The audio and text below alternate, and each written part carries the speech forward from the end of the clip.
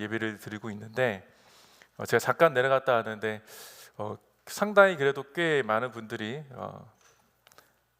그 예배에 참여하고 있더라고요. 그래서 그게 굉장히 악기나 이런 거 아무것도 없어요. 기타 한 대 딱 들고 그냥 우리 조성현 목사님이 계시는데 조성현 목사님이 영어 찬양하고 이제 설교를 지금 하는데 굉장히 은혜가 잔잔한 은혜가 있더라고요. 잠깐 보고만 왔는데 잠깐 기도할 수 있는 시간이 되었고요.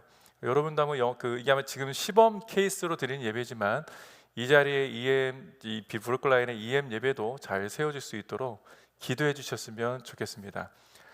그래서 그래도 보스턴 땅에 그래도 우리 보스턴 이 위인 채플에 영어 예배가 없다면 좀 아닌 것 같고, 그래서 영어 예배가 잘 세워질 수 있도록 기도해 주시고, 또 혹시 주변에 또 소개해 줄 수 있으신 분들이 있다면 오셔서 EM에 참여할 수 있도록 해주시면 감사하겠습니다.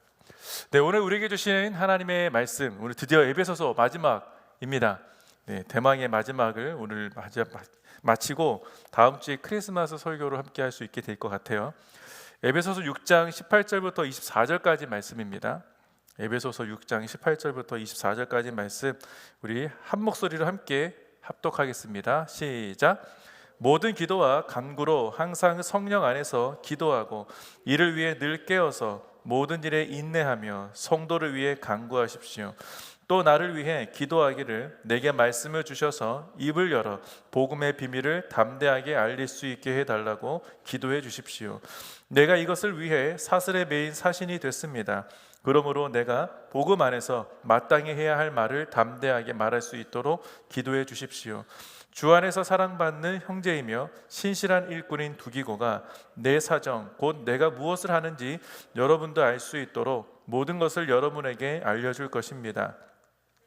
두기고를 여러분에게 보낸 것은 여러분이 우리의 형편을 알도록 하고 또한 여러분의 마음을 위로하도록 하기 위한 것입니다. 하나님 아버지와 주 예수 그리스도께로부터 평강과 믿음을 겸한 사랑이 형제들에게 있기를 빕니다. 변함없이 우리 주 예수 그리스도를 사랑하는 모든 사람들에게 은혜가 있기를 빕니다. 아멘. 자, 저희는 이제 지난주에 혹시 기억나실지 모르겠어요. 지난주에 함께 말씀 나눴던 것이 하나님의 전신갑주였습니다. 이번 한 주간 하나님의 전신갑주를 입고 승리하셨습니까? 아멘. 야, 여기 한 분만 아마 여러분 각자가 인생에서 하나님의 전신갑주를 입고 아마 이번 한 주간 정말 지혜롭게 주님과 함께 동행하면서 살았으리라 믿습니다. 자, 사실 오늘 찬양이 참 좋았죠. 오늘 전체 찬양의 내용의 큰 줄기는 영적 전쟁, 전신갑주, 그리고 무엇보다 기도였습니다. 저랑 짠 거는 아니에요. 짠 것은 아닌데 참 좋은 찬양의 퀄리티를 좀 알려주시고 또 함께 하게 해주셔서 감사합니다. 저희는 하나님의 전신갑주를 입지 않고 있었을 때 우리가 이 세상을 살면 어떤 일이 있을까에 대한 부분들을 잠깐 지난주에 잠깐 나누었죠. 그러니까 하나님의 전신갑주를 입지 않는 것은 무기를 갖고 있지 않는 것이고 방어할 어떤 것도 내가 갖추고 있지 않다는 것과 같습니다. 그렇다면 전쟁에 나가는 장수가, 전쟁에 나가는 군인이 아무것도 없이 전장에 나간다면 그냥 나가 총알바지 되겠다라는 자살 행위 아니겠습니까? 여러분들이 이 땅의 인생을 살아가실 때 아무런 준비 없이 대학까지는 모르겠어요. 대학을 나올 때 아무런 준비 없이 회사를 지원하거나 창업을 하거나 어떤 것을 인생을 계획하지 않지 않습니까? 내가 무엇을 하기 위해서는 인생의 계획을 짜는데 내 스펙을 어떻게 쌓아야 될지, 내가 앞으로는 어떤 것을 이뤄가기 위해서 내가 목표가 있다면 그 목표를 위해서 내가 무엇을 해야 되는가 차곡차곡 그걸 쌓아가는 사람들 아닙니까? 저도 사실 저기 어렸을 때 대학교 나오고 나서 회사를 다닐 때 스펙이 너무 중요하다는 얘기를 많이 들었습니다. 그러니까 제 친구는 그 스펙을 쌓기 위해서 온갖 자격증을 다 따고 다녔어요. 라이센스를. 저는 갖고 있는 라이센스가 기껏해야 자동차 운전 면허증 하나였는데 제 친구들은 진짜 이만큼 두껍게 그냥 쫙 펼치면 이렇게 한 2줄 정도 나올 정도로 무슨 하다못해 이사 다닐 때 무슨 미장이라 그러나요? 이 벽지 붙이는 자격증부터 해가지고 한국에서 온갖 종류의 자격증을 다 갖고 있었습니다. 그래서 저는 그걸 보면서 굉장히 부러워해야 되는데 되게 쓸데없는 짓 했다라는 생각을 했어요. 그런데 사람들하고 대화를 하다 보니까 누구를 더 높이 쳐주느냐? 그 친구를 되게 높이 쳐주더라고요. 이유는 딱 한 가지였어요. 열심히 살았다. 성실하게 살았구나. 그래서 나는 제가 그 친구를 잘 알거든요. 성실하게 살았는지 안 살았는지는 누구보다 잘 아는 사람이 접니다. 근데 사람은 증거를 보길 원한다는 것이죠. 네가 어떻게 살았는지. 아무리 제가 내 입으로 나 열심히 살았어요, 최선을 다해 살았어요, 정말 밑바닥부터 기며 살았습니다 얘기한다 할지라도 결과로 보여지는 것은 내가 내놓을 수 있는 라이센스 한 장이더라 라는 겁니다. 그러니까 여러분의 인생을 살아가실 때 내가 나에게 있어서 진짜 무기는 뭐냐, 라이센스라고 얘기하는 사람도 있을 수 있고 모르겠어요. 학위가 여러분의 무기가 될지 모르겠지만 성경이 말하는 진정한 우리에게 필요한 무기는 하나님의 전신갑주라고 분명히 이야기합니다. 그러니까 하나님의 전신갑주가 왜 중요하냐, 여러분의 인생에서 하나님이 나와 함께 하시는 것과 함께 하지 않으신다는 것은 매우 큰 차이가 있다는 것을 지금은 몰라도 나이가 들어가면서 알게 되고 깨닫게 될 겁니다. 오늘 제가 하고 싶은 이야기, 지난주는 하나님의 전신갑주였다면 오늘은 하나님의 전신갑주를 입은 우리들이 분명 이 하나님의 전신갑주인 무기와 방어 체계를 어떻게 효과적으로 사용할 수 있는지에 대한 이야기를 오늘 바울이 마지막에 정말 하고 싶은 이야기를 털어놓고 했던 이야기가 오늘 우리 함께 읽었던 본문입니다. 그래서 바울은요, 사실 지금까지 에베소서 1장부터 5장까지는 자기가 하고 싶은 이야기 가운데 교회의 모습을 이야기했어요. 우리가 하나 되어야 된다는 것, 성령 안에서 하나 되어야 된다는 것, 어떤 모습으로든 성령께서 우리를 하나 된 것 힘써 지키라, 정신을 바짝 차려라, 깨어 있으라, 이런 말씀들, 세월을 아껴라 이런 말씀을 해주셨지만 왜 세월을 아껴야 하는지, 왜 우리가 하나 되어야 하는지, 그런 여러 가지 말씀들을 다 녹여내서 중요하게 하고 싶은 이야기를 6장까지 오기까지 그 얘기를 했던 것이죠. 6장에서 펼쳐놓은 게, 처음부터 펼쳐놓은 게 하나님의 전신갑주가 너희들에게 필요하다. 하나 되기 있어서 하나님의 전신갑주 없이, 하나님께서 우리에게 주시는 그런 마음 없이 하나 된다는 것은 그냥 아무런 무기도 없이 세상에 나가는 것과 똑같다라고 말씀하시는 것과 같다는 것이죠. 저는 그래서 개인적으로 에베소서에서 바울이 정말 교회에 저와 여러분에게 하고 싶은 이야기를 몽땅 모아놓은 이야기가 6장 말씀이라고 생각을 합니다. 그만큼 강력한 말씀이기 때문이죠. 요즘 세대에 교회를 향한 공격이 얼마나 많습니까? 여러분, 우리 개인에게도 내가 믿는다는 믿는다는 그 믿음 하나 때문에 세상 사람들은 공격하려고 해요. 제가 미국은 잘 모르겠어요. 미국은 그네도 잘 모르겠지만 사실 제가 아내와 얘기하고 아이들하고 얘기하는 것 중에 하나는, 그래도 미국은 아직은 한국 같지는 않다라는 생각을 좀 합니다. 물론 보이지 않는 공격도 있겠지만, 근데 한국은 너무나 보여지는 공격들이 많이 있어요. 좌와 우의 공격도 뿐만 아니라 그 외뿐만 아니라 너무나 많은 공격들이 교회를 향해 있다라는 것이죠. 그럼 지금 교회는 얼마나 정신 바짝 차려야겠습니까? 근데 교회가 정신 바짝 차리라는 얘기는 건물로서의 교회, 그냥 우리가 바라보는 오늘의 교회가 아니라 여러분이 정신 바짝 차리라는 거예요. 왜냐하면 여러분이 교회이기 때문에. 내가 정신 바짝 차리고 있으면 사단의 어떤 공격이 있다 할지라도 내가 하나님의 은혜로 방어를 할 수 있다면 세상은 교회를 건들지 못합니다. 그 한 사람 때문에. 많은 사람 바라지도 않아요. 많은 사람 바랐으면 하나님의 아브라함에게 소돔과 고모라를 심판하실 때 10사람만 있어도 내가 심판하지 않겠다 하지 않았습니까? 여러분, 여기 한 6, 70명 계시는데 6, 70명 가운데 10사람 의인 없겠습니까? 저는 하나님이 10사람이 아니라 한 사람의 의인만 있으면 심판하지 않겠다고 말씀하실 거라고 저는 믿어요. 근데 그 한 사람이 없어서 하나님이 슬퍼하시고 그 한 사람이 없어서 이 세상이 망한다면 너무 창피한 거 아닐까요? 지금 우리는 성탄의 계절을 보내고 있습니다. 12월 성탄의 계절이죠. 여러분, 이제 크리스마스가 이제 곧 다가오는데 크리스마스 때 뭐 하실 겁니까?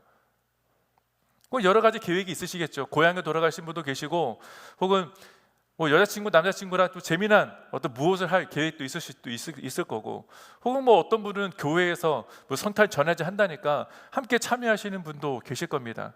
어떤 모양으로 참여하든 다 오케이, 좋습니다. 가장 중요한 건 이 성탄의 계절에 왜 하나님이 우리를 교회되게 하셨는가, 왜 성탄절이라는 것을 우리에게 알게 하셨는가, 그 크리스마스는 나에게 뭐냐, 그걸 좀 의미를 좀 깊이 되새길 수 있는 시간 됐으면 좋겠습니다. 그 자세한 얘기 우리 다음 주에 우리 크리스마스 주일 때 하기로 하고, 하나님께 저와 여러분에게는요 분명한 것은 그 한 사람은 의인, 그 하나님의 전신갑주를 입고 이 세상을 내가 다 방어할 수는 없겠죠. 그러나 보여줄 수 있는 것들, 다시 말하면 교회를 공격하는 자들에게 내가 그것을 막을 수 있는 방법이 있다는 것을 성경은 알려주고 있고, 여러분에게 그것을 실현하라고, 이겨내라고 말씀하시는 본문이 담겨져 있다는 겁니다. 다시 말하면 바울은요 우리들에게 마귀의 전략이 있다는 것을 알려준 거예요. 우리를 공격할 때 우리를 넘어뜨리기 위해서는 전략이 필요하지 않습니까? 여러분, 아무리 우리가 방어를 잘해도 내 전략이 적에게 들키면 우리는 방어할 수가 없어요. 이겨낼 수 없는 것이죠. 마귀의 계략을 대적해 설 수 있도록 하나님의 전신갑주를 입으라고 바울은 11절 말씀에서 이야기했습니다. 이거 지난주 나눈 이야기예요. 마귀의 계략을 대적할 수 있는 가장 확실한 방법 중에 하나는 전신갑주를 입는 것밖에 없습니다. 우리 지난주에 그림도 봤잖아요. 멋들어진 그림, 전신갑주 입은 사람 보지 않았습니까? 공격의 틈이 없을 만한 군인의 무장된 모습이었죠. 오늘 함께 불렀던 찬송가 내 평생 가는 게 순탄하여, 이 찬송의 고백을 담았던 사람은 자기에게 공격해왔던 마귀, 내가 하나님을 믿는 신앙이 있는데 그 신앙을 흔들었던 마귀의 계략이 있었다는 것을 깨닫고 이 곡을 쓰지 않았을까요? 물론 지금 이 시간에 그 자세한 그분의 이야기, 스토리를 이해할 수 없지만, 그분은 시카고 대화제 때 살아가는 자녀들과 함께 원래는 영국으로 유학 가려고 했던 사람입니다. 그래서 영국으로, 결국 다 얘기하네. 자, 영국으로 그 자기 자녀와 아이들을 먼저 배를 태워서 보냈단 말이에요. 나는 청교도이기 때문에, 그 사람은 작곡가 청교도였어요. 스탠포드라는 무슨인지 기억이 안 나는데, 청교도 그분이 먼저 자녀들 보내고 나는 여기서 시카고 대화제로 어려움 당한 이들을 돕고 나중에 다시 합류하겠다. 그렇게 해서 먼저 보냈던 거예요. 그런데 시카고 대화제 그 어려움 당했던 사람들 다 돕고 나니까 전보 한 장이 그에게 도착했습니다. 그 전보가 뭐냐면 편지, 조만한 한 줄 편지, 아내로부터 온 편지였는데 나를 빼고 다 죽었다는 거예요. 어디서 죽었냐? 바다에 건너다가 수장된 거죠. 풍랑을 만나서. 그 찬송가의 가사에 큰 풍랑, 큰 풍파가 나를 덮쳐온다 할지라도 내 영혼은 평안해. 어떻게 그런 가사가 나올 수 있었을까? 사단은요 우리가 어떤 모습으로 흔들지 알 수 없는 거예요. 어떤 모습으로 우리를 흔들지, 어떤 방법으로 흔들지 우리는 알 수가 없습니다. 그렇기 때문에 전신갑주를 입으라는 것이죠. 바울은 우리가 하나님의 전신갑주를 입은 영적 군사로 세워졌다라고 말을 합니다. 여러분 믿으십니까? 나는 하나님의 전신갑주를 입은 영적 군사다. 과연 이 땅에 살아가는 성도된 저와 여러분들이 영적 군사로서 그 말씀을 붙들고 살아가고 있느냐, 그렇지 않느냐라는 것이죠. 하나님의 말씀을 얼마나 이해하고 있습니까? 하나님의 전신갑주가 있다는 사실과 내가 그것을 입고 있다는 것을 여러분 인식하고 있습니까? 문제는요 단순히 여러분 앞에 갑옷이 있다는 것을 끝내시면 안 된다는 거예요. 성경 말씀의 갑옷이라면 하나님 말씀을 그냥 놓고 집안에 그냥 한켠에 도서관처럼 꽂아놓는 그런 무기가 아니라는 것이죠. 읽어야죠. 적용해야죠. 그게 내가 옷을 입는 거 아닙니까? 단순히 갑옷이 주어졌어요. 저와 여러분에게 이미 하나님의 말씀, 전신갑주가 주어졌는데 사용하지 않으면 아무 소용이 없다. 그러니까 지켜만 보면 뭡니까? 지켜만 보면 되는 것이 아니라 읽어야 하는 것이고 그대로 살아가는 것입니다. 우리 하나님의 말씀을 읽어야만이 사단의 계략이 어떠한 것이라 할지라도 방어할 수 있는 것이겠죠. 이길 수 있게 되는 것입니다. 그런데 내 앞에 있는 전신갑주가 있는데, 하나님의 살아 역사하시는 말씀이 있는데 잊지 않고 있으면 아무 소용이 없습니다. 하나님께서 여러분에게 갑옷을 주신 이유가 무엇입니까? 세상 사람들이 여러분에게 무기를 줬다면 무기를 주는 이유가 무엇입니까? 쓰라고 주는 거 아니에요. 쓰라고. 하나님 말씀은 우리에게 쓰라고 주시는 겁니다. 알고 있음으로 끝나지 말고 쓰라고 주신 거예요. 이길 방법이 있다라고 방법까지 알려주신 것이 하나님의 말씀인 것이죠.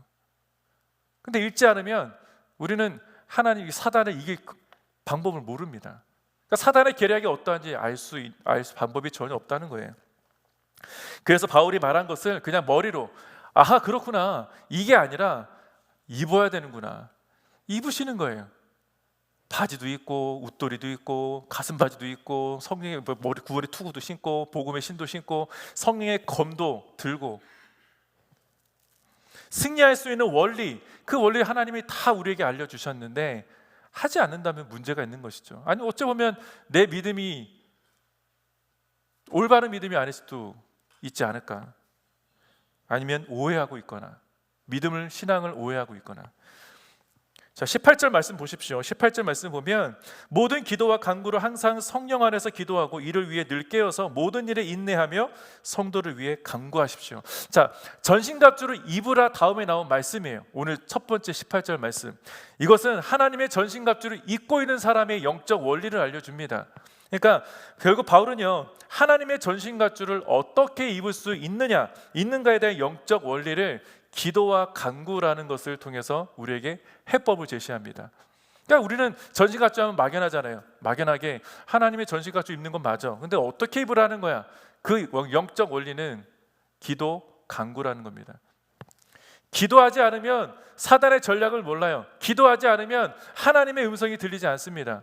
뭐 하나님의 직통계시로 들린다 이 얘기가 아니라 우리가 하나님의 말씀을 읽더라도 내 마음에 성령께서 기도하게 하시지 않으면 이 말씀이 이해가 될까요? 이해가 되지 않아요. 그러니까 우리가 하나님 말씀을 읽을 때는 성령의 눈으로 봐야 하지 말씀이 해석이 되는 것입니다. 여러분의 생각과 여러분의 경험으로 말씀을 읽으면 그냥 문맥적으로 뜻이 이럴 거야 라고 생각하는 것이겠죠. 제대로 해석이 되겠습니까? 그렇지 않습니다.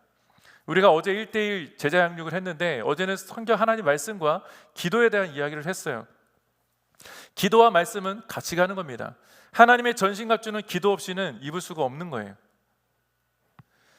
무턱대고 기도하는 습관적 기도를 이야기하는 것이 아닙니다. 그러면 그냥 앉아서 기도하면 되겠네, 그냥 무턱대고 기도하면 되겠네, 그 얘기가 아니라 성령을 통한 기도를 해야 한다는 거예요. 성령 안에서 깨어있으라 말씀하신 것처럼 내가 성령의 충만하심과 성령의 은혜로, 그래서 성령으로 내가 어떻게 체험할 수 있습니까? 여러분, 우리는 너무 어려운 신앙생활하지 않기를 바랍니다. 하나님은 어렵게 우리들에게 성령으로 깨어있어 이렇게 얘기하는 것이 아니라 우리는 이미 성령을 소유한 사람들이에요. 그러면 우리는 기도할 때 어떻게 기도하는가? 간구하면 됩니다. 성령님 나를 깨워주셔서 내가 말씀을 읽을 때, 기도할 때 모든 응답을 받을 수 있도록 하나님 탄식하여 기도해 주십시오. 그렇게 하는 거 아니겠습니까? 마귀에게 틈을 주는 것은 내가 성령을 통해서 기도하지 않으면 그냥 내 생각, 내 경험대로 그냥 내가 이렇게 하면 될 거야, 내일 뭐 이 정도는 내가 하면 돼, 이렇게 기도하면은 마귀에게 틈을 줘버리는 거예요. 성령을 의지하는 기도는요, 마귀에게 틈을 주지 않는 하나님의 전신갑주를 머리끝부터 발끝까지 있는 결과를 가져오게 됩니다. 한국에 가면 저 어렸을 때, 저 대학생 때 틈새 라면이라고 있었어요. 틈새 라면. 요즘도 틈새 라면이 나오긴 하는데 왜 틈새 라면인지 아십니까? 진짜 그 틈새 라면 집에 가면 진짜 조그마한 그 골목에 작은 틈에 라면집을 하나 세웠어요. 그래 틈새 라면입니다. 대박이 났죠. 그 얘기는 작은 틈새 공격을 할 수 있었다라는 거예요. 작은 틈새를 공격하면 질 수가 없다는 거죠. 못 이길 거 없다는 얘기입니다. 다시 말하면 사단에게 여러분의 작은 틈을 오픈하잖아요. 그게 정말 보이지 않는 점이라 할지라도 그 틈을 비집고 들어오는 게 사단이라고요. 우리 그 틈새로 들어와서 여러분을 공격하고 여러분을 잠식해버린다는 겁니다. 악한 세력의 계략을 알지 못하기 때문에 우리의 삶은 위태로워지겠죠. 어떤 방향으로 어떻게 공격할지 모르니까. 그래서 성령으로 기도하지 않으면 마귀의 계략을 깨달을 방법이 없다. 기도하지 않으면 우리가 잘못된 길을 갈 확률이 높아진다는 겁니다. 기도하지 않으면 우리의 믿음 생활이 안전하지 않게 될 가능성이 그만큼 높아진다는 거예요. 무엇보다 기도하지 않으면 하나님의 음성을 듣는 것은 못하는 것이죠. 그래서 바울은요, 기도가 얼마나 중요한지, 기도가 여러분 우리의 인생에 얼마나 중요하고 필요한지, 무엇보다 기도는 우리의 영적 위급성을 알게, 인식하게 해주는 도구가 되기도 한다는 거예요. 그만큼 기도가 시급하다는 것이죠. 그냥 일반적으로 기도할 때도 기도의 시급함을 알기 때문에 기도하는 것입니다. 여러분, 기도를 왜 하십니까? 기도에 소원이 있기 때문에 기도하십니까? 그럴 때만 기도하세요? 대부분의 사람들은요, 기도에 대한 오해를 좀 많이 하세요. 특히 한국 사람 같은 동양 쪽에 있는 분들이 기도는 약간 샤머니즘적으로 생각을 하는 것이죠. 왜 샤머니즘이라고 얘기하냐면 기도는 누군가 내 기도의 소원을 들어주기 때문에 기도를 한다고 생각을 합니다. 아니에요. 우리의 기도는 모든 순간, 여러분의 모든 삶의 모든 순간순간마다 하나님 앞에 올려드리는 게 기도입니다. 그러니까 다시 말하면 여러분의 인생에 계획을 짤 때 여러분 스스로 짭니까? 교수님하고 짭니까? 부모님하고 짭니까? 하나님하고 짭니까? 하나님하고 짜는 사람은 잘하고 있는 거예요. 그게 기도라는 거예요. 우리는 시시콜콜하게 하나님 이런 것까지 내가 기도해야 돼? 이렇게 생각할 때가 있는데, 아니, 하나님은 그것까지도 기도하라고 말씀하신 거예요. 제가 어제 1대 양육반에도 얘기했지만 한국에 어떤 신부님이 계셨어요. 그 신부님은 지금은 돌아가셨지만 자기 기도를 너무 많이 하셔서 이 그 나무 저쪽, 그때 옛날에 나무바닥이 많았잖아요. 그 나무바닥 저 끝에 자기가 무릎 꿇고 기도했던 그 흔적들이 남아있는데 그게 무릎이 파여가지고 이렇게 쑥 들어간 그 자리가 지금도 있습니다. 얼마나 기도를 생활화했고 쉼없이 하셨는지 그 자리가 움푹 패였다는 거예요.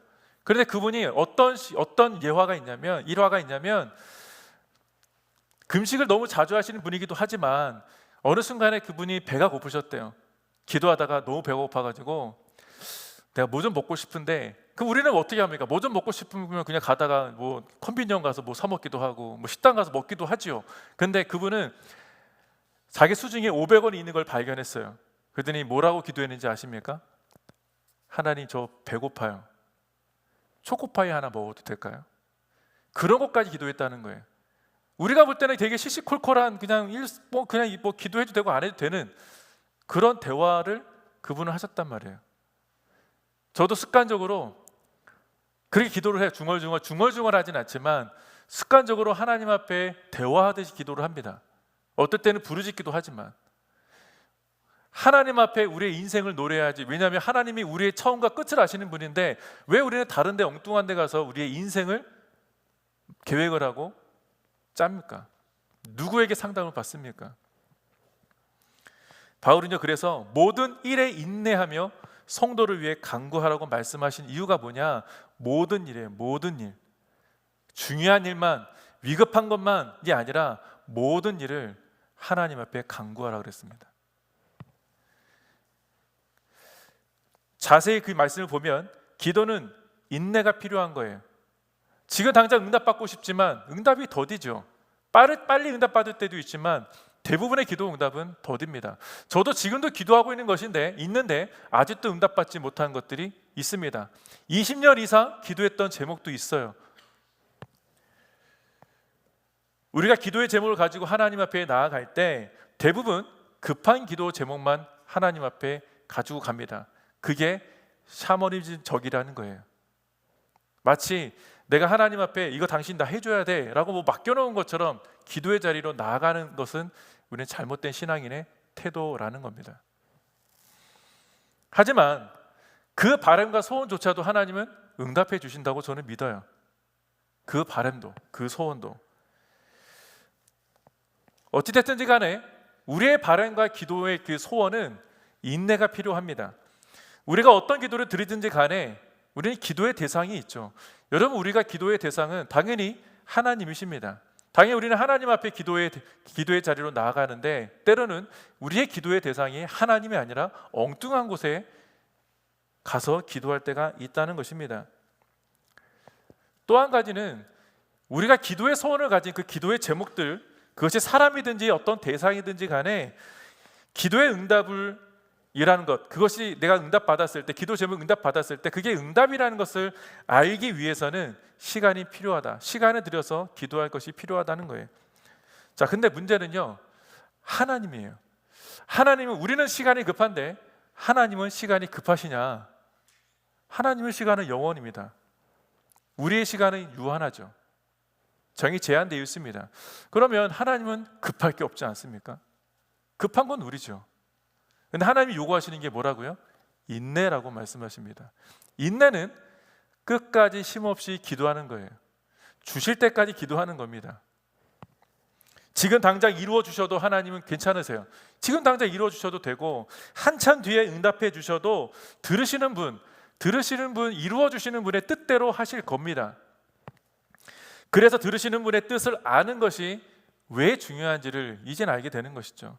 하나님의 뜻이 어디에 있는지, 내 기도 제목이 하나님의 뜻과 맞는지, 혹은 하나님의 때가 아니면 그럼 이건 하지 말라는 거냐? 그냥 해도 되는 거냐? 그런 분별할 수 있는 힘은 기도로밖에 우리가 깨닫지 못한다는 겁니다. 매우 중요한 포인트죠. 그럼 하나님의 뜻을 알기 위해서는 우리는 어떻게 해야 됩니까? 성령님을 알아야 돼요. 성령님을 의지해야 되는 겁니다. 그러니까 하나님 말씀을 읽을 때 이 뜻이 이해되려면 내 뜻대로 기도해서는 안 되는 것이죠. 하나님 성령의 은혜로 말씀을 이해하게 해달라고 기도해야 하는 겁니다. 그게 간구죠. 더딘 응답은, 특히 늦은 응답은 이유가 있어요. 아무 이유 없이 하나님이 응답 안 해주지 않습니다. 응답 빨리 주실 때도 이유가 있는 것이고, 응답이 느릴 때도 다 이유가 있어요. 기도하는 자가 깨닫지 못하면, 여러분의 기도 제목이 있고 기도하는데 기도하다가 포기했어. 근데 먼 훗날에 그 기도 제목이 응답됐다면 생각날 수는 있겠죠. 아, 내가 기도했던 건데 지금 이제 이루어 주셨네 라고 할 수도 있겠지만, 여러분, 내가 기도하지 않으면 하나님이 응답을 주셔도 그게 응답인지 아닌지, 좋은 건지 나쁜 건지 알 수 없다는 거예요. 여러분, 가장 좋은 것을 하나님이 주시지 원하지 않겠습니까? 우리가 하나님의 자녀인데, 우리에게 가장 필요한 것, 가장 중요한 것, 우리에게 지금 정말 필요한 것들을 하나님은 지금 주시기를 원하시는데, 우리가 기도하지 않으면 줘봐야 알 수 없다는 거예요. 감사할 수도 없고, 이게 응답이라는 것을 알 수 없다는 것이죠. 이게 좋은 건지 나쁜 건지 알 수도 없다라는 것 아니겠습니까? 물론 예외도 있죠. 대부분의 기도의 간구는요, 성령으로 깨닫게 되는 사람, 성령으로 깨닫게 해주시는 그 은혜를 따라 응답을 주십니다. 그 근거로 오늘 본문에서 바울은요, 두 가지 중보기도 요청을 하고 있어요. 먼저는 성도를 위해서 중보하라고 권면합니다. 그리고 두 번째로 바울 자신을 위해서 중보기도를 요청하고 있어요. 왜 기도를 요청하느냐? 기도를 요청하는 것은 기도로 지금의 상황을 하나님의 뜻 가운데 이해할 수 있게 해달라는 요청인 겁니다. 분별할 수 있게 해달라고. 만약에 여러분 내일 당장에 여러분의 가장 중요한 어떤 프로젝트나 무엇을 해야 될 때 우리 옆에 있는 지체들에게 기도해달라고 요청하지 않습니까? 공개할 수 있는 기도 제목이라면 요청하죠. 내가 내일 중요한 게 있는데 기도를 해줘. 왜 기도 요청을 합니까?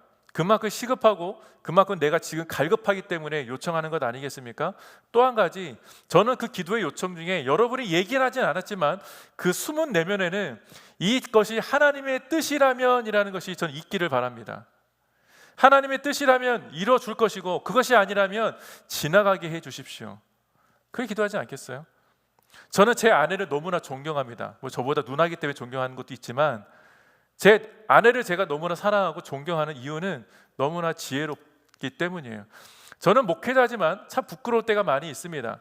그러니까 하나님 앞에 항상 기도할 때 하나님 넘치게 주십시오라고 기도를 많이 해요. 근데 하나님은 단 한 번도 넘치게 주시지 않고 딱 그만큼 주시더라고요. 딱 필요한 만큼.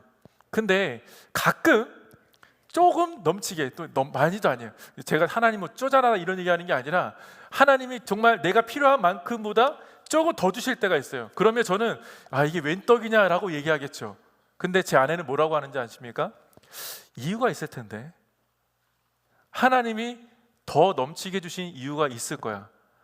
그 얘기를 해요. 그럼 저는 그 돈을 건들 수가 없습니다. 가만히 있어야 돼요. 아내가 뭐 요이땅 할 때까지. 재미난 건 진짜 그 주신 만큼, 만약 200불이 더 있다, 돈이라면 200불이 더 넘치게 주셨다 그러면 딱 200불만큼 필요한 곳이 생겨요. 그러니까 제 목돈이 들어가는 게 아니라 딱 그만큼 주셔서 그게 들어가게 하시더라는 거예요. 저는 그런 하나님이 참 재미있어요. 이제 한국이래. 천국 가면 하나님께 좀 따지고 싶은 것도 있긴 하지만, 이왕 주실 거면 필요한 이유를 넘치게 주시지 왜 조금만 주실까, 그런 말이 있지만, 어쨌든 기도하는 자 옆에 있으면 그런 게 있어요. 그런 것들이, 그런 영적 경험을 하게 됩니다. 어쨌든 우리가 살면서 가장 답답할 때가 있습니다. 여러분, 답답할 때가 언제입니까? 답답한 것은 무엇입니까? 아마 여러 가지 있겠죠. 인생의 문제 가운데 해결되지 않은 문제들, 내 다음 스텝은 뭐가 될지, 혹은 여러분의 스테이러스, 신분의 문제, 그것도 내 답답한 문제일 수도 있을 겁니다. 그런데 가장 답답한 문제는 뭐냐면 하나님의 뜻을 아는 것이 잘 모르는 것, 분별하는 것이 가장 답답합니다. 하나님께서 인도하시는 길이 맞다고 여기까지 왔음에도 불구하고 때로는 어쩔 때는 넘어질 때, 의심될 때가 많이 있기 때문이죠. 그렇지 못할 때 참 답답하고 어려움을 경험하게 됩니다. 저도 마찬가지예요. 그렇기 때문에 바울은요, 우리가 함께 바라보는 공동체를 우리에게 주셨고 그 안에서 서로 기도의 요청을 통해서, 서로 중보기도를 통해서 하나님의 음성과 뜻을 분별할 수 있다라는 것을 알려준 것 아니겠습니까? 그래서 우리는 기도해줘 라고 중보기도를 요청하는 것이죠. 우리들이 그리스도 안에서 연합된 성도들이라고 계속 배웠습니다. 연합된 성도들로 교회로 하나님이 부르셨는데 우리가 서로를 바라보면서 기뻐하고 하나님 안에서 하나됨을 경험해야 하는 연합된 성도라는 것을 우리는 에베소서 말씀을 통해서 계속 배웠습니다. 근데 하나됨과 연합은요, 서로에 대해서 모르는 채 하는 관계가 아니라, 그냥 남의 문제가 아니라, 남이 하나 되는 이런 문제가 아니라 서로 연결된 관계라고 이것을 이야기합니다. 우리는 연결된 사람들이라는 것이죠. 그렇기 때문에 성도의 아픔을 같이 공감해주고 같이 아파할 수 있는 겁니다. 성도의 어려움을 그래서 외면해서는 안 되는 것이죠. 그래서 기도 요청을 할 때 정말 간절하게 우리는 기도하게 되는 것 아니겠습니까? 그렇기 때문에 사도 바울은 로마서 12장 15절에 이런 얘기를 합니다.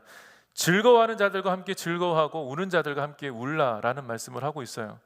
물론 교회 안에서는 함께 슬퍼할 때 슬퍼할 수 있고 함께 즐거워할 때 즐거워할 수 있지만 세상 사람들이 정말 슬퍼하고 있을 때 정말 같이 슬퍼해 줄 수 있는 것이 우리들이라고 성경이 이야기하고 있는 겁니다. 그들과 함께 있어야 된다는 것이죠. 우리가 성령 안에서 서로 인내하는 것, 인내하면서 모든 기도와 모든 간구로 깨어 기도할 때 어떤 일이 일어날 것을 우리는 기대하느냐? 내 삶뿐 아니라 우리가 기도하고 있는 모든 기도 제목들이 응답될 것을 기대하지 않습니까? 우리 주변에 일어나는 일들, 그리고 여러 현상들을 영적으로 이해하고 분별할 수 있기를 기대하곤 합니다. 그리고 마귀의 전략까지도 정말 바로 알아차려서 대비하고 대적하는 놀라운 일들을 경험할 수 있기를 기대하는 것이 기도의 목적이기도 하죠. 이러한 영적 비밀과 능력을 알고 있던 바울은요, 그렇기 때문에 성도뿐 아니라 나를 위해서도 기도해 달라고 부탁을 하고 있는 것입니다. 그런데 이런 기도의 필요가 비단 목회자나 혹은 성도들에게만 있느냐?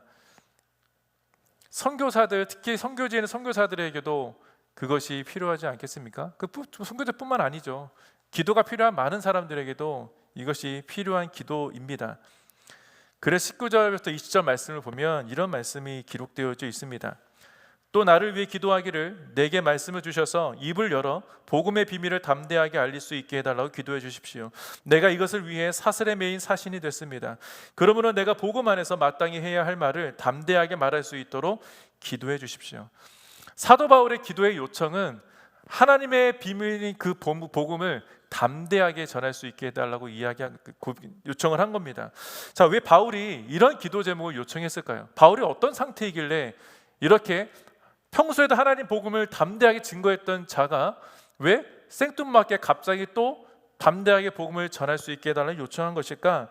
바울이 현재 처한 것은 지금 20절 말씀 보면 내가 사슬에 매인 사신이 됐다. 옥에 갇혀 있구나. 왜냐하면 우리가 옥중서신, 감옥에 갇혀서 쓴 편지라고 알려진 것이 에베소서, 빌립보서, 골로새서, 빌레몬서이기 때문입니다. 감옥에서 쓴 책이기 때문에 이 사람은 지금 감옥에 갇힌 상태인 겁니다. 옥에 갇혔고 자유롭지 못하지만 복음의 비밀을 이곳에서도 전할 수 있도록, 내가 두려운 가운데 있지만 이곳에서 담대하게 전할 수 있도록 기도해 달라는 거예요. 여러분, 우리는 두렵고 떨린 가운데 있을 때 더욱 기도를 요청을 해야 됩니다. 더욱 주님 앞에 나아가야 하는 거예요. 바울이 로마에 갇히게 된 이유가 무엇입니까? 사도행전 마지막에 보면 그런 기록이 있습니다. 바울이 갇혔어요. 근데 바울은요, 유대인이지만 로마 시민이었습니다. 로마 시민은 그 당시 자기가 어디를 가더라도 매를 맞지 않을 수 있는 권리가 있고, 그리고 자기가 정말 재판을 받을 때 보통 일반 사람들은 그냥 그 지역에 재판받고 그냥 죽이면 당하거나 감옥에 갇히면 끝나지만 로마 시민은 유일하게 가이사, 로마 황제 앞에서 재판받을 수 있는 권리가 있었어요. 그래서 사도 바울은 내가 가이사에게 재판을 받겠다 라고 이야기합니다. 근데 이 모든 계획은요, 하나님의 은혜 가운데 기획된 섭리였던 것이죠. 왜냐하면 바울은 로마에 가고 싶었거든요. 로마에서도 복음을 전하고 복음을 기다리는 자들이 있었기 때문에 하나님의 계획, 그 분별을 통해서 그곳에 가길 원했기 때문에 이런 이야기를 한 것입니다. 바울이 원했던 것, 로마에서 복음을 담대하게 전할 때 로마에는 로마 시민들뿐만 아니라 거기에 수많은 귀족들이 많이 있지 않겠습니까? 그런 사람들, 그렇기 때문에 그 사람들 앞에서 내가 복음을 정말 담대하게 내 지식과 내 학식과 내 경험을 가지고 복음을 전하는 것이 아니라 성령께서 말하게 하시는 능력으로 복음을 전할 수 있도록 기도를 요청한 겁니다. 여러분, 저도 회사 다닐 때 가끔 제가 신앙이 그렇게 깊지는 않았지만 정말 내가 그 다음날 프리젠테이션 하려고 하면 좀 믿는, 좀 하나님과 또 친하다고 생각하는 사람에게 기도해달라는 요청한 적이 있어요. 희한하게 제 신앙은 좀 약하지만 그래도 감사하게 그렇게 요청을 하면 진짜 기도를 해줬는지 담대하게 제가 하게 되더라고요. 그래서 제가 연락을 해봅니다. 기도한 거 맞지? 그럼 기도했대요. 뭐 진짜인지 아닌지는 모르겠어요. 그러니까 중요한 것은 설마 거짓말 했겠습니까? 기도의 응답과 기도의 능력은 저는 거기에 있다고 생각을 합니다. 아무튼 사도 바울이 이렇게 자기가 자신이 아는 지식을 전하지 않고 성령께서 말하게 하신 은혜를 담대하게 전할 수 있도록 요청하는 것, 그것은 우리가 기도해야 할 바를 알고 있는 사람이라고 이야기할 수 있겠지요. 저와 여러분도 복음의 신을 싣고 떠나는 사람들 가운데 한 사람입니다. 그런데 여러분들 가운데 어떠한 지체가 내가 이제는 선교지를 가겠노라, 만약에 복음의 신을 싣고 선교지를 가겠노라 고백하는 지체들이 있다면 여러분 어떻게 하겠습니까? 기도하겠죠. 그 자리에서 뜨겁게 기도할 겁니다. 그들의 발걸음을 성령님 인도해 주십시오. 그들의 입에서 나오는 모든 말씀들, 모든 언어들이 성령께서 하고자 하시는 말씀들만, 복음만 전할 수 있게 해달라는 기도를 하지 않겠습니까? 그렇기 때문에 바울이 저와 여러분에게 전하는 이 메시지는 이 편지를 읽는 모든 성도들에게 기도가 얼마나 중요한지, 서로를 위한 기도와 서로를 위한 연합이 얼마나 중요한지를 깨닫게 해주는 말씀인 것입니다. 그리고 그 기도는 하나님의 크신 능력을 경험할 수 있는 가장 최고의 중요한 도구고 가장 최고의 무기라는 것, 최고의 영적 무기라는 것을 알려주는 교훈인 것이죠. 야고보서 4장 7절 말씀은 이런 말씀이 있습니다. 야고보서 4장 7절, 그러므로 하나님께 복종하고 마귀를 대적하십시오. 그러면 마귀가 여러분을 피할 것입니다. 엄청난 말씀 아닙니까? 마귀가 나를 피한대요. 여러분을 피하려면 어떻게 해야 되느냐? 하나님께 복종하라. 하나님께 복종하면 마귀가 피한다는 겁니다. 너무나 간단하지 않습니까? 마귀의 계략이 어떤 것이라 할지라도, 나를 아무리 잘 안다 할지라도 내가 하나님께 복종하는 자리에 있다면 마귀는 나를 피한다는 거예요. 우리는 두려워해야 할 대상을 향해서 복종하지 않습니까? 저 사람이 나를 해한다면, 해할 수 있는 그 힘이 있다면 자연스럽게 고개가 수그러들거나 복종하게 돼요. 자, 이 얘기를 할까 말까 했는데, 여러분 사실 여기 군대 다녀오신 분 대부분 많이 있으시죠? 군대를 가면, 저는 사실 군대 입대해서 가장 두려웠던 존재가 딱 한 사람 있었습니다. 그 사람이 훈련소에서 이 견장을 둔 대위였나 그랬던 것 같아요.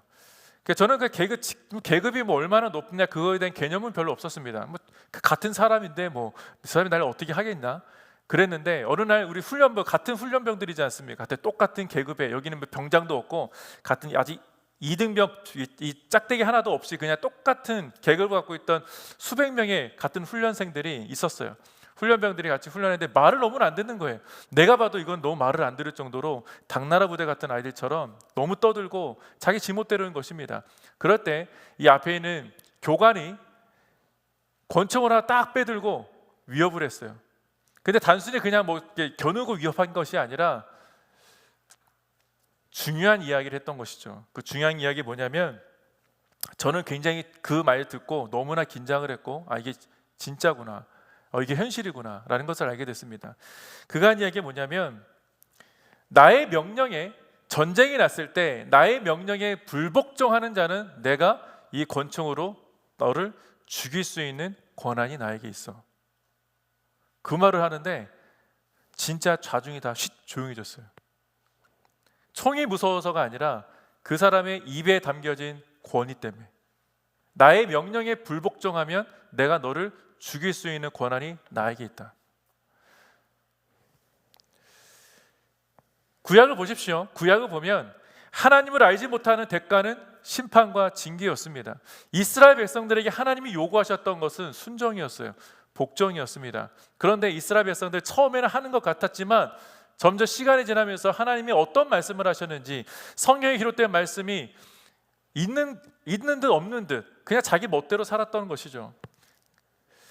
그리고 아담과 하와의 불순종을 보십시오. 아담과 하와의 불순종으로 우리에게 찾아온 것은 무엇입니까? 죽음이었습니다. 죽음이라는 것을 알게 해줬던 것이죠.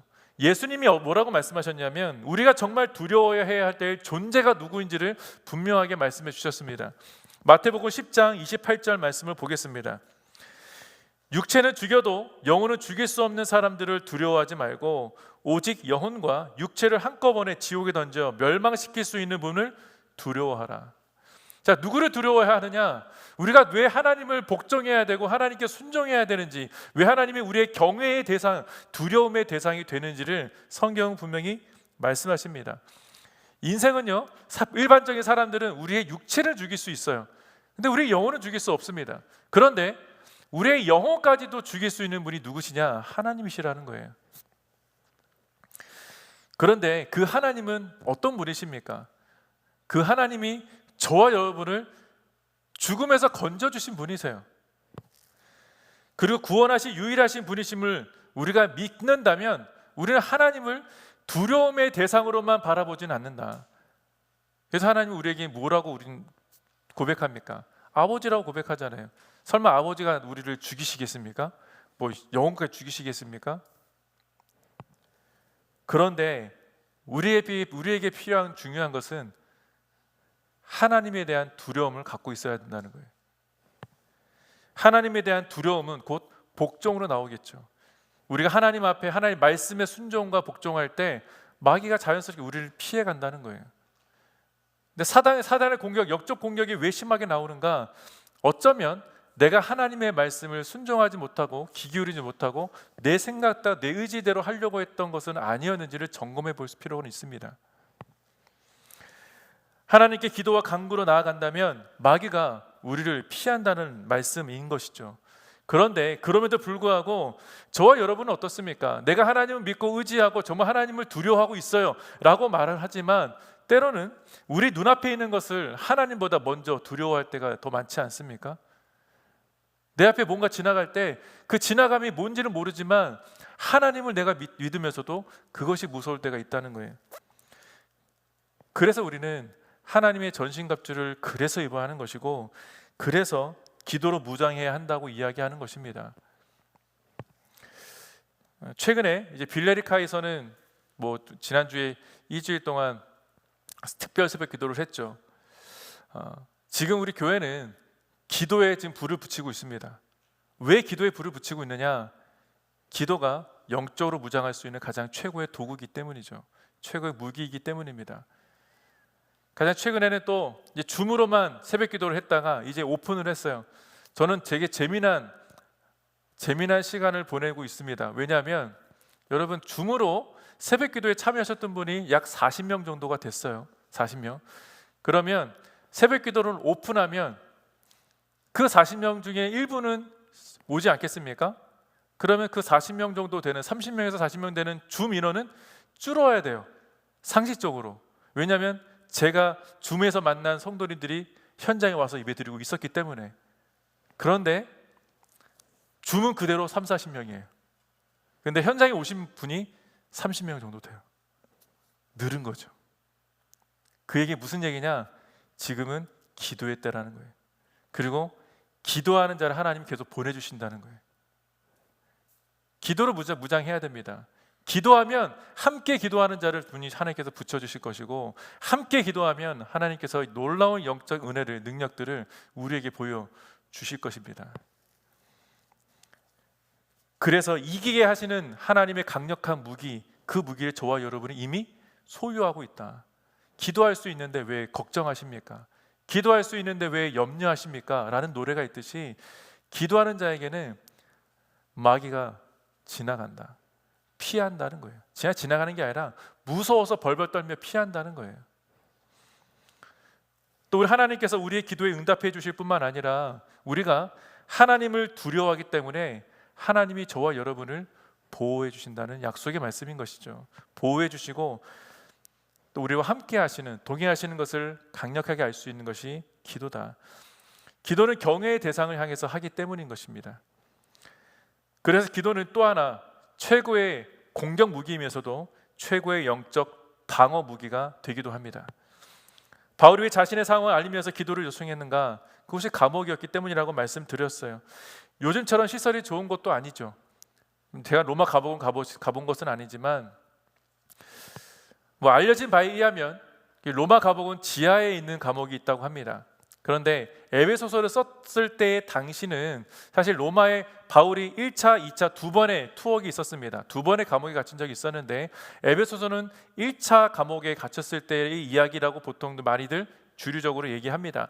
1차 감옥 때는 우리가 상상하는 그런 지하 감옥, 죽음의 냄새가 진동하는 그런 감옥은 아니고 연금하는 것, 그냥 어떤 한 집을 렌트해서 그 집에서 제한적으로 자유로움 속에 가두어 놓은 상태였다고 해요. 그래서 복음을 전하는 이 이야기는 왜 나왔는가? 내가 담대하게 복음을 전할 수 있도록 기도해달라는 요청은 자기에게 찾아온 수많은 귀족들, 거기는 황제의 직속 가족들도 있었습니다. 그 사람들이 찾아와서 복음을 들려달라고, 그럼 복음을 잘 전해야 되지 않겠습니까? 그런 기도의 요청을 했던 것이죠. 그런 바울은 동역자들에게 복음의 비밀을 잘 전할 수 있도록 담대함을 달라고 기도하는 것은 마땅한 것입니다. 저도 여러분을 요청합니다.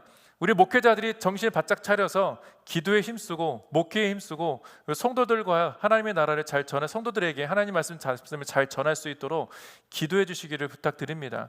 그리고 지난주에 CU순으로 순을 마무리했지만 매주 여러분 순 자유롭게 계속 교제를 하실 건데 우리 순자님을 위해서도 기도해 주시고, 또 여러분 서로를 위해서 만날 때마다 저는 위인체플이 만나면 같이 기도하는 그런 운동이 있었으면 좋겠다는 생각을 합니다.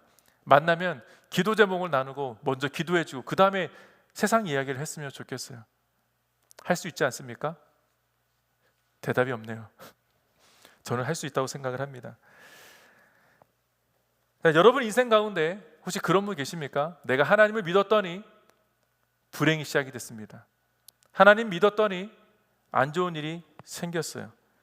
좋지 않은 상황이 경험하신 분도 계실지 모르겠어요. 그런데 그때 경험했던 하나님에 대한 것은 아마도 부정적일 수도 있습니다. 내가 하나님 믿었더니 결코 좋은 일이 생기지 않더라고요 라고 하는 사람들을 제가 종종 보았기 때문이죠. 이렇게 하나님에 대한 부정적이게 되는 것은 믿음에 대한, 신앙에 대한 오해 때문입니다. 과거에 우리 머릿속에 저와 여러분 나도 모르게 들어온 관념 때문이죠. 그 관념은 뭐냐면 예수 믿으면 복이 온다는 겁니다.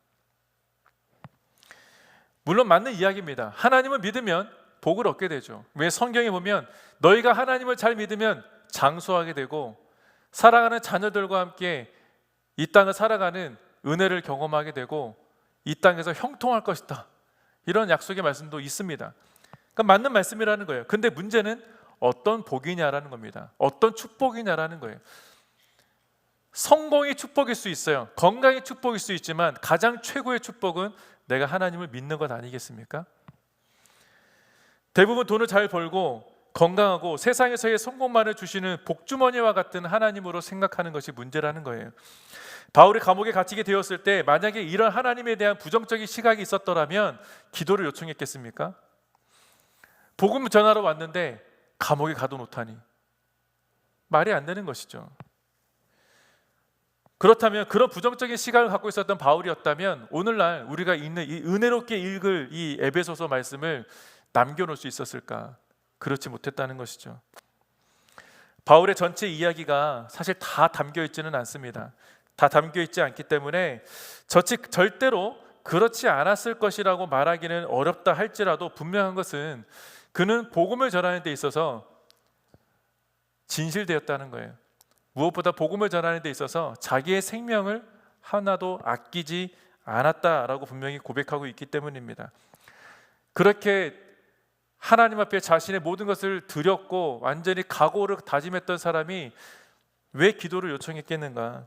계속 말씀드리지만 사단은 어떤 방향으로 어떤 모습으로 우리를 공격할지 알지 못하기 때문에 그런 틈새 공격이라도 받지 않도록 기도해달라는 요청을 했던 것입니다. 사단이 어떤 공격을 할지 알 수 없기 때문에 하나님의 전신갑주로 완전히 무장하여 방어하고 공격할 수 있도록 기도를 요청한 것입니다. 그래서 저와 여러분에게 누군가가 기도를 요청할 때 그냥 흘려듣지 마십시오. 제가 여러 번 말씀을 드렸던 것 같은데, 저는 누군가 기도 요청을 하면 전화로 하든 직접 저에게 요청을 하면 가끔 시간적으로 못할 때도 있지만 대부분은 그 자리에서 지금 기도하겠습니다. 저는 이렇게 얘기합니다. 지금 기도할게요.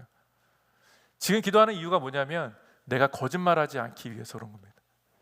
대부분 크리스찬들이 거짓말을 많이 하는 이유 중에 하나 뭔지 아십니까? 저는 여러분들을 오해하지 않아요. 분명히 기도하실 거라고 믿습니다. 그러니까 제 경험인 거예요. 제 경험. 제가 지나가다가 누군가가 목사님 기도해 주세요 그러면 어떤 기도 제목 있으십니까? 그 기도 제목을 들었어요. 그럼 기도할게요 라고 헤어집니다. 잊어버려요. 뭐 얘기했지? 그 다음에 만나면 목사님 기도하셨어요? 찔리는 거예요. 내가 뭐라고 대답합니까? 기도했어요 라고 할 수도 없고 기도 안 했어요 할 수도 없고 너무나 난감할 때가 많았어요. 그러다 보니까 만나서 기도해달라고 그러면 그냥 지금 기도합시다 하고 기도하게 되는 것이죠. 사랑하는 성도 여러분, 바울은 갇혀 있을 때 가만히 있지 않았습니다. 갇혀 있을 때조차도 성도에게 편지를 썼고 기도를 요청했고 하나님의 복음을 위해서 자기의 모든 것을 바쳤어요. 상당히 많은 분들이 하나님께서 알아서 해주실 것이라는 정말 대범한 믿음을 가지고 기도합니다. 저는 알아서 해주실 것이라는 기도도 참 대단한 믿음이라고 생각을 해요. 근데 문제는 알아서 해주시는 하나님이 알아서 주시면 감사하겠느냐는 겁니다. 내가 원하는 요건데 하나님은 요렇게 주셨어. 감사할까요? 저는 그렇지 않다고 생각합니다. 알아서 해주시겠다는 것은 막연한 믿음인 것이죠. 우리는 구체적으로 기도해야 됩니다.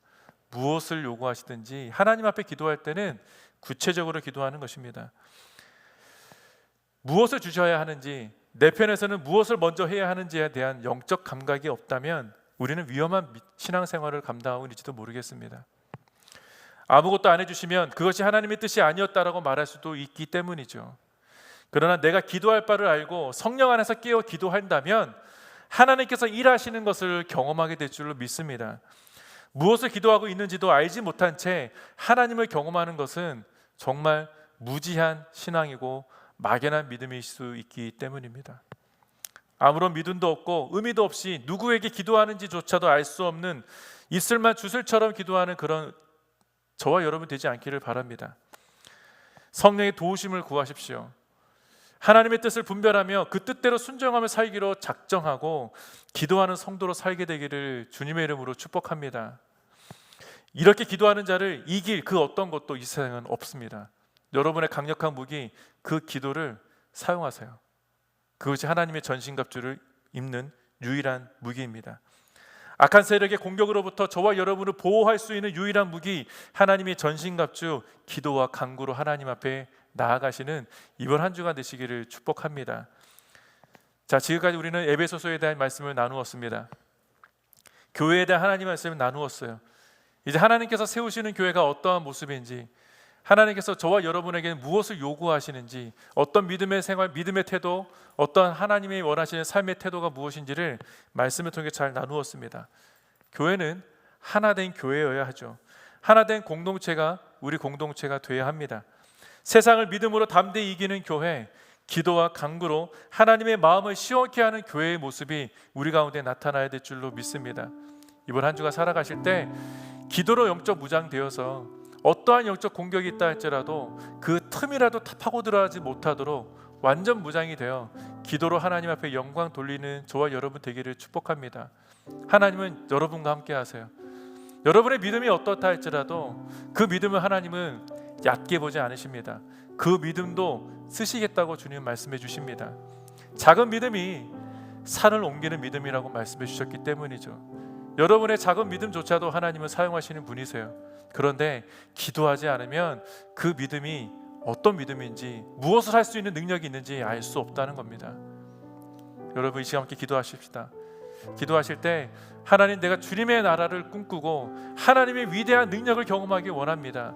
그런데 여전히 내 믿음이 얕고 내 믿음이 약한 것 같아서 과연 이것도 해주실까? 저것도 해주실까? 그런 믿음이 있습니다. 그런 연약한 믿음이 있습니다. 그렇지만 분명한 것은 하나님, 내가 지금 이 시간에 하나님을 믿는다는 것입니다. 이 믿음조차도 주님 하나님의 능력을 경험할 수 있게 해주신다면 성령으로 깨어있게 도와주십시오. 성령의 능력으로 하나님의 말씀을 사모하고 말씀으로 이 세상을 이기는, 담대히 이겨나가는 은혜의 통로, 그런 믿음의 성도들이 되게 해달라고 우리 시간 함께 입술을 열어서 우리 하나님께 통성으로 기도하며 나가시겠습니다. 기도하십시다. 살아계신 하나님 아버지, 하나님 주님